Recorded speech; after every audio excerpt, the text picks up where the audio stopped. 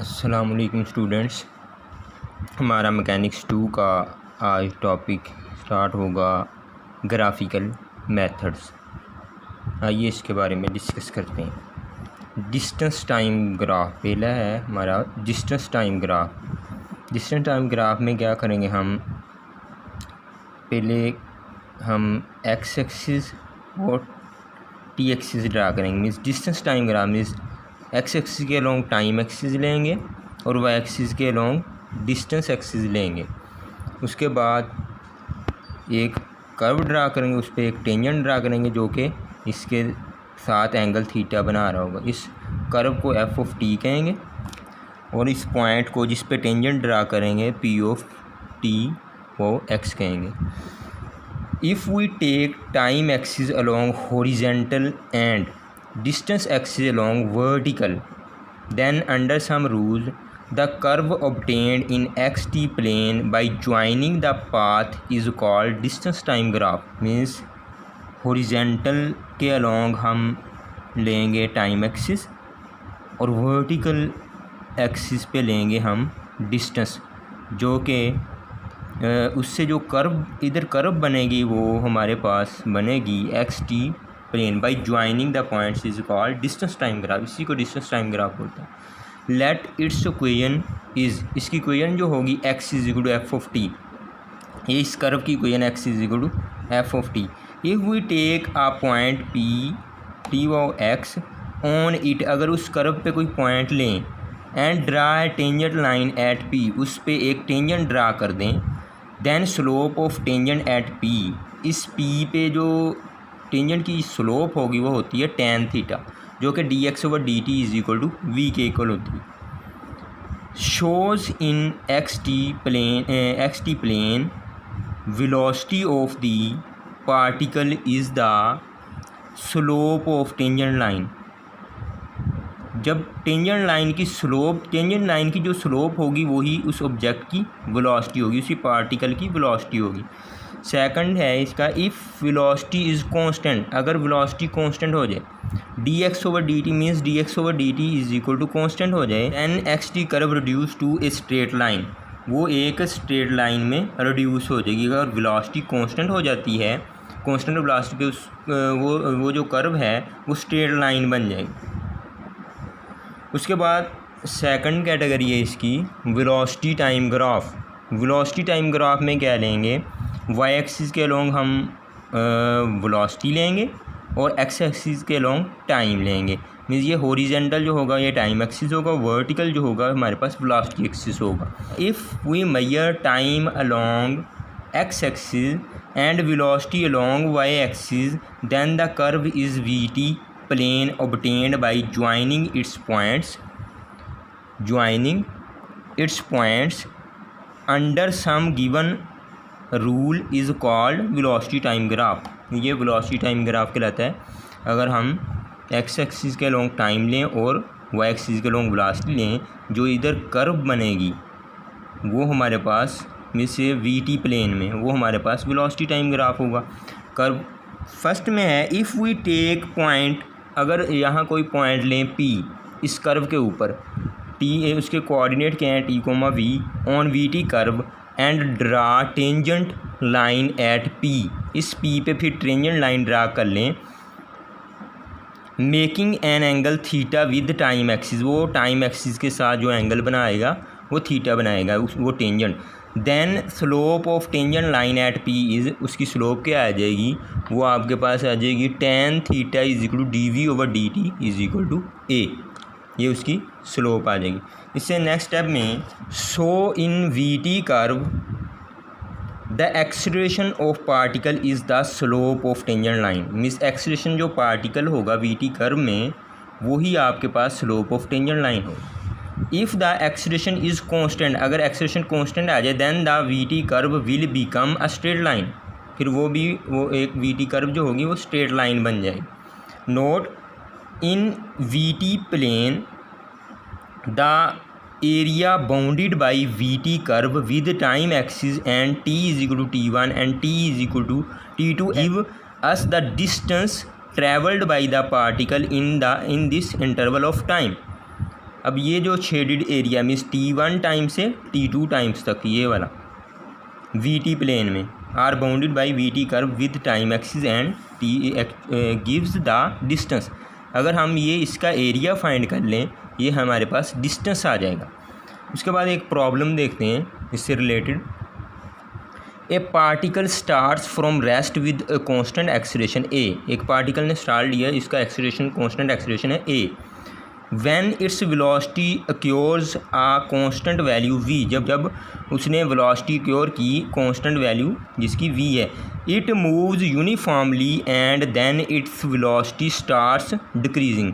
वो मूव करना शुरू कर दिया उसने यूनिफॉर्मली, उसकी वेलोसिटी डिक्रीज करना शुरू होगी with a constant retardation 2a। Constant retardation क्या 2a till it comes to rest तक आने तक। Find the distance travelled by the particle if the time from rest to rest is t। हमने distance travel by the particle find करना है जब time हो time हमारे पास time from rest to rest t हो।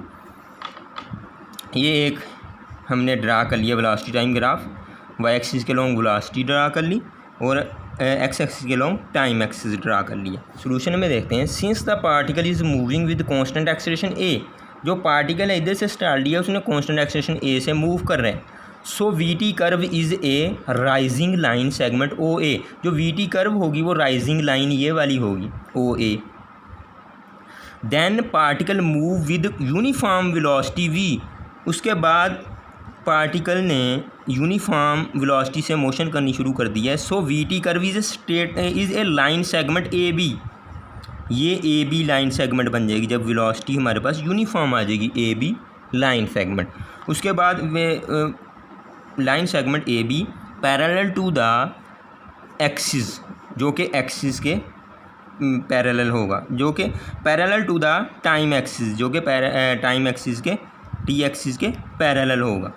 ये देखें ये इसके पैरेलल है। Then particle moves with constant retardation. उसके बाद पार्टिकल ने कांस्टेंट रिटार्डेशन से मूव करना शुरू कर दिया, मीन्स नीचे को आना शुरू कर दी। ये नेगेटिव एक्सीलरेशन हो जाएगा, means 2a। Constant moves with constant retardation, constant retardation से मूव करना शुरू कर दी। इसके बाद 2a and its curve, 2a और its curve is falling line segment BC।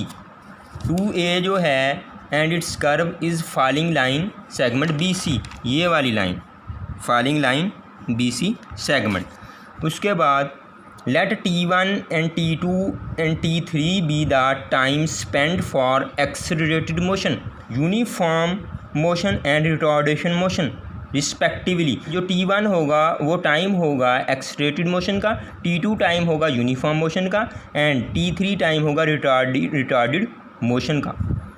Now A is equal to slope of OA is equal to V/T1। इधर से T1 की वैल्यू क्या आ जाएगी, OA की वैल्यू हमारे पास A को उधर जाकर डिवाइड कर दो, T को उधर ले। T1 is equal to V/A and 2A is equal to slope of BC। Slope of BC हमारे पास क्या है 2A, वो आ जाएगा V/T3। स्लोप हमारे पास बेसिकली होती है tan थीटा। जब उसमें इस ट्राइंगल में tan लेंगे ये हमारे पास V है divided by T3। tan theta होता है परपेंडिकुलर ओवर बेस, V/T3 आ जाएगा हमारे पास V/T3। T3 की वैल्यू निकालनी हो 2A इधर आके डिवाइड हो जाएगा, T3 is equal to V/2A। But T1 plus T2 plus T3 is equal to T। ये तीनों टाइम्स को अब जब ऐड करेंगे T के इक्वल आ जाएगी। इसको क्वेश्चन नंबर 1 कह लिया। इससे T2 की कीमत आ सकती है, इन दोनों को उधर ले जाओ। T2 is equal to T minus उनमें से फिर कॉमन ले लिया गया T1 प्लस के T3। उससे नेक्स्ट स्टेप में T2 is equal to T वैसे ही लिख लिया माइनस T1 की वैल्यू ये पड़ी हुई है V/A, ये पुट कर दी गई, दरम्यान में प्लस था वैसे ही आया। और T3 की वैल्यू T3 आ रहा है, T3 की वैल्यू ये पड़ी हुई है V/2A।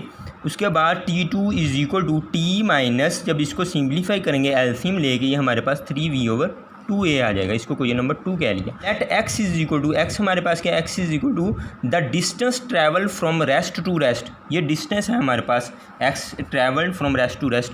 x is equal to area of VT curve x हमारे पास क्या है, area of v T curve. X is equal to area find, v T curve का एरिया फाइंड करने के लिए इन सभी का एरिया फाइंड करेंगे। इस ट्राइंगल का एरिया फाइंड करेंगे, इस रेक्टेंगल का एरिया फाइंड करेंगे और इस ट्राइंगल का एरिया फाइंड करेंगे। तीनों को ऐड कर लेंगे और हमारे पास डिस्टेंस आ जाएगा। अगर इस ट्राइंगल ओ ए एल का एरिया फाइंड करना हो, वो होता है 1, उसका फार्मूला होता है 1/2 बेस मल्टीप्लाई हाइट। बेस हमारे पास T1 है, हाइट क्या है V। इधर फार्मूला वो अप्लाई किया गया बेसिकली। ट्राइंगल का एरिया ऑफ ट्राइंगल जो होता है वो होता है 1/2 base multiply height, base multiply height. अब इस ट्राइंगल में अगर देखें, इसमें बेस क्या है T1 है, हाइट क्या है V है। 1/2 T1 V आ जाएगा, 1/2 T1 V आ गया। उसके बाद plus area of rectangle. Area of rectangle क्या है, लेंथ मल्टीप्लाई विड्थ। ये हमारे पास T2 मल्टीप्लाई V आ जाएगा, T2 मल्टीप्लाई V आ गया। प्लस के area of this triangle, area of BMC का 1/2 बेस मल्टीप्लाई हाइट। बेस की वैल्यू क्या है T3, हाइट की वैल्यू है V। इधर वो पुट कर दीजिए 1/2 T3V। अब x इज इन तीनों में से V/2 कॉमन ले ली गया है, ये आ गया T1 प्लस के 2, इसमें से कॉमन नहीं आ रहा था, 2 मल्टीप्लाई हो गया 2T2 प्लस के T3। x is V/2 T1 plus, इसको ब्रेक कर लिएगा, T2 को 2 मरतबा लिख लिया गया, T1 प्लस के T2 प्लस के T3 प्लस जो T2 इधर बचा था वो इसको इधर लिख लिया, इसको क्वेश्चन नंबर 3 कह लिया। अब पुट 1 and 2 in 3, ये दोनों क्वेश्चन जो थी 1 और 2 इस 3 में पुट कर दें, ये आपके पास आ जाएगा x is V/2 is equal to, ये हमारे पास फ्रॉम क्वेश्चन 1 से ये t के इक्वल है, ये t पुट कर दिया इसकी जगह, प्लस वैसे ही लिख लिया। अब T2 की कीमत हमारे पास क्वेश्चन 2 में है, ये पुट कर दो।